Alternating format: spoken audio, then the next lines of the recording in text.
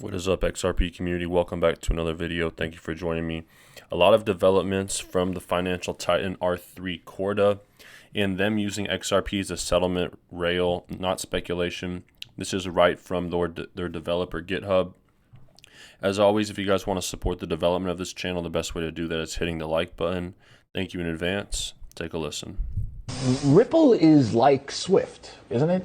Yes, I mean, Ripple's starting point, kind of our first use case for the technology, the blockchain technology, and the digital asset XRP was to solve that cross-border payments problem. Right. Swift is quite antiquated, kind of designed 50 years ago. It's slow, it's expensive. XRP is built like Swift, but the technology isn't 50 years old. And when you think about technology and how all these different areas that use technology, whether it's the hotel industry, sports industry, technology changes at rapid paces. So for Ripple to target the financial sector, which for 50 years there's been no innovation, there's a great market opportunity for them to basically seize it all. And when we see headlines like this, we're just going to see more and more of these over the next 5 to 10 years. Tokenization, digital assets, they're not going anywhere. They're the future. In JP Morgan, they debuted this new tokenization platform. In BlackRock, the world's largest hedge fund, is among some of their key clients. I like this part at the end. The U.S. banking giant, JP Morgan, has come a long way from its earlier days of criticizing the decentralized world and is currently actively involved in testing, launching various blockchain and crypto-centered services amid growing demand. Two things to take away from this. Do you guys remember when JP Morgan's CEO was absolutely thrashing and disrespecting Bitcoin and other cryptocurrencies, and then they made the biggest Bitcoin purchase for JP Morgan that same weekend? This goes to tell you that these people at the top, they're going to tell you one thing and they're going to do the other thing. And they also don't care about developing their own blockchain technology. It's going to be some collaboration, whether it's with working like a company like Ripple, who knows, that's speculation. But these banks, they specialize in making money on money. To develop a whole blockchain solution that is at the level of something where JP Morgan would want to use them takes a lot of time. And that's why I believe they'll collaborate or they'll ultimately just acquire one of these smaller companies. And just a brief note, XRP being accepted by taxi drivers in England, kind of cool to see. Now, a great find here from Rohit Ku, but really quick, if you guys need a spot to get XRP or Flare, I recommend Uphold. It's sleek, it's simple, it's secure. It's where I dollar cost average and get my XRP daily. A link to Uphold in the video description below. So it basically describes the R3 Corda settlement, and it says right here, using XRP as a settlement rail. You will need to use XRP address for an XRP account which you control. If you don't have an XRP account, well, you can get one here. This account should be different from the one that the XRP is being sent from. And there's a great clip here on why they chose XRP as a settlement mechanism. Let me find it for you. Here you go. Take a listen. So R3 launched the Corda Settlement with integration of XRP as the first crypto. Why XRP and why is suitable for enterprise payment and settlement?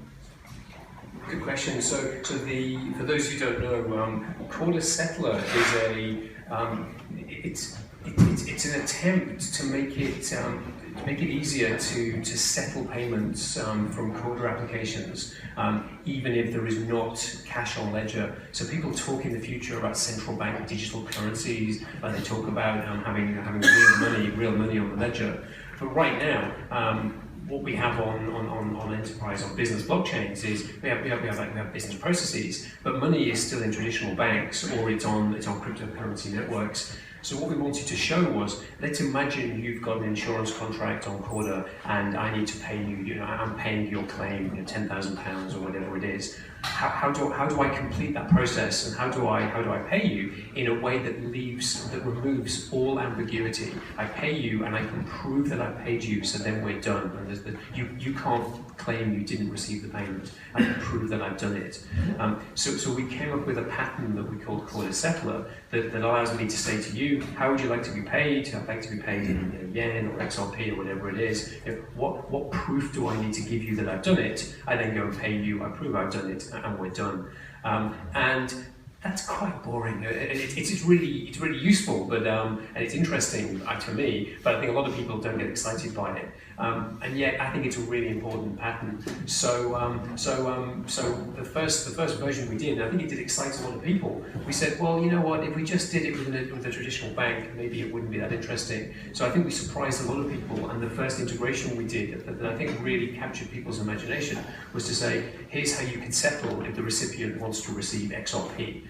So we showed how Corda could talk to the XRP network, and we did it on the test network, and we showed how you could send that to the other side and prove that you've done it. We've since subsequently started work on a second integration to Swift's GPI.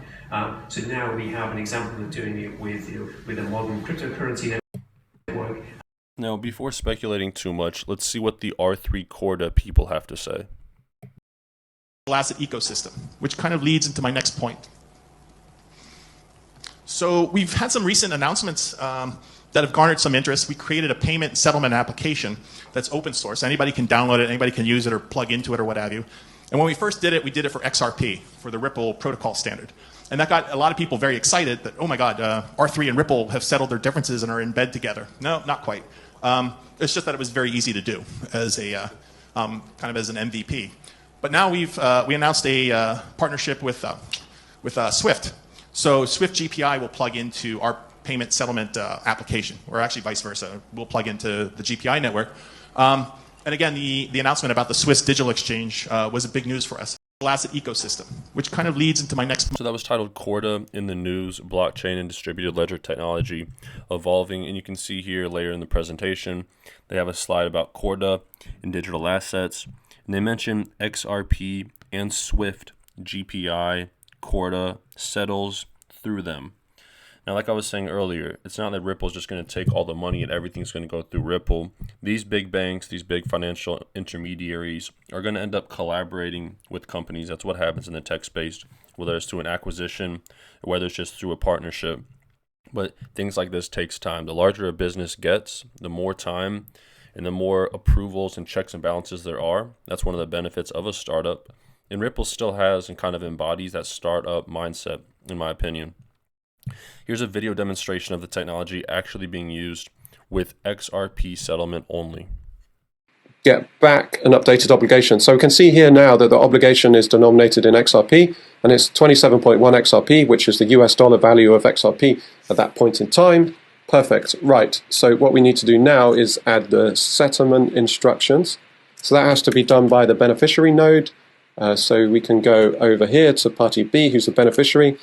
And what they're saying is that they want to be paid to this XRP address, and they want to use this oracle as the settlement oracle.